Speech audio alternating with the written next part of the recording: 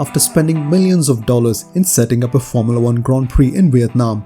The event was cancelled for 2020 and was dropped off the calendar for 2021 without even turning a wheel. Setting up a Grand Prix is not an easy task as it involves massive investment, numerous approvals and infrastructure setup. Though using a street circuit might reduce the cost partially, it is still a major project for any country that is trying to host an F1 race. While it's unclear how much money Vietnam lost due to the cancellation and how the losses affected Formula 1, the promoter and the Vietnamese government, one thing is clear: the race in Vietnam may never take off. And what does this mean to us fans? Of course, we will get alternative venues and 23 races to watch and enjoy. And in this video, I bring you the story of the wasted Grand Prix of Vietnam. So stay tuned till the end of the video to find out the origins, the demise and the chances of Vietnam ever making a comeback. Vietnam is the first race to be added under Liberty Media's ownership, and its main support within the country was from the chairman of Hanoi. Even though the initial plans for a Grand Prix in Vietnam were explored by Bernie Ecclestone, he dropped the idea as East Asia already had 4 Grand Prix at the time.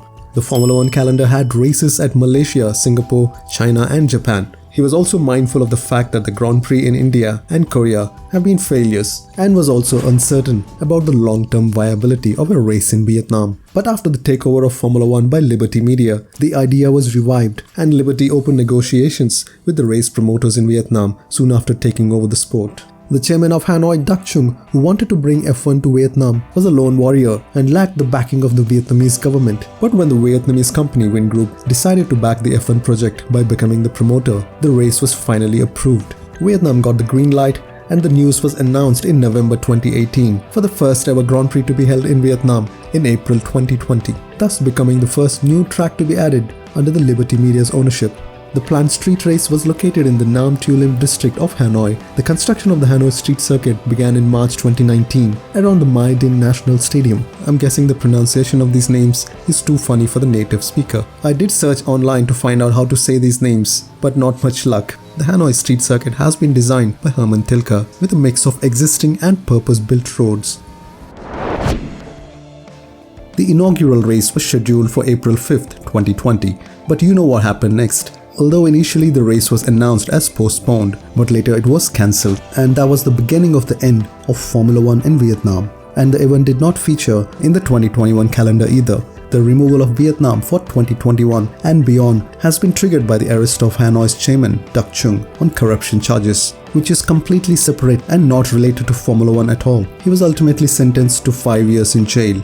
Chung was the main driving force for Formula 1 in Vietnam and was the key figure in the race being introduced in the country. And with his departure, there was nobody who could take this forward. The Vietnamese authorities have told F1 that the government has other priorities, including key elections, the pandemic and the recovery from a typhoon. So the project was drifted away and not on the calendar for 2021.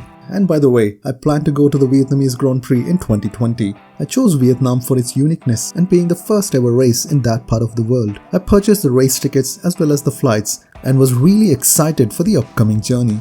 But as the Formula 1 season approached, the pandemic was escalating around the world, leading to lockdowns and flight cancellations. Of course, I was really disappointed, but on the brighter side, I got refunded for both the race tickets and the airline expenses.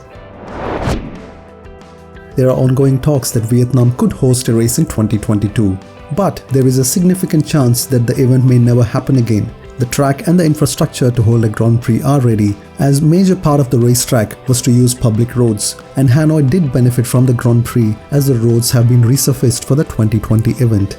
If the promoter wants to continue to invest and maintain the track and the infrastructure, they need to invest without having identified a clear source of returns. Unlike other European countries or nations with F1 following, Vietnam does not have a major fan base within its own country and primarily depends on fans traveling from across the world. And one of the reasons Vietnam ventured into Formula 1 is to promote itself as a tourist destination, and F1 could have added a different dimension to it.